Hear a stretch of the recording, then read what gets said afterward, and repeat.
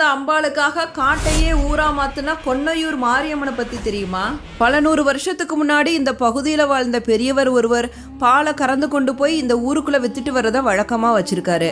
இந்த பகுதியில் வாழ்ந்த மக்களை விசித்திரமான நோய்கள் தாக்க ஆரம்பிக்குது. இதனால விவசாயம் பண்ணக்கூட ஆள் இல்லாமல் விதைத்த விதையெல்லாம் கருகி போகுது. அது மட்டும் இல்லாம மழையும் பெய்யாம குடிப்பதற்கு கூட தண்ணி இல்லாம இந்த பகுதி மக்கள் ரொம்ப கஷ்டப்பட ஆரம்பிச்சிருக்காங்க.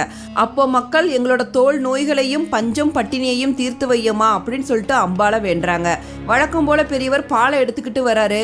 கொன்றை மரத்துக்கிட்ட வரப்ப அந்த வேர் தடுக்கி விட்டு கீழே விழுந்து பால் எல்லாம் கொட்டி போகுது. இப்படியே தினந்தோறும் நடக்க ஆரம்பிக்குது. பெரியவர் ரொம்ப வருத்தப்பட ஆரம்பிக்கிறாரு. ஒரு நாள் கோடாரியை எடுத்துட்டு வந்து அந்த கொன்றை மரத்தோட வேரை வெட்ட ஆரம்பிக்கிறாரு. அடுத்த நிமிஷம் அந்த வேர்ல இருந்து ரத்தமும் பாலுமா பீறிட்டு வர ஆரம்பிக்குது. இதை பத்தி ஊர் மக்கள் கிட்ட சொல்றாரு. ஊர் மக்கள் எல்லாரும் ஒன்று சேர்ந்து வந்து அந்த இடத்த தோன்றாங்க. அப்ப அதுக்குள்ள இருந்த அழகிய திருமேனியாக அம்பாள் வெளிப்படுறா. அம்பாளை மேலே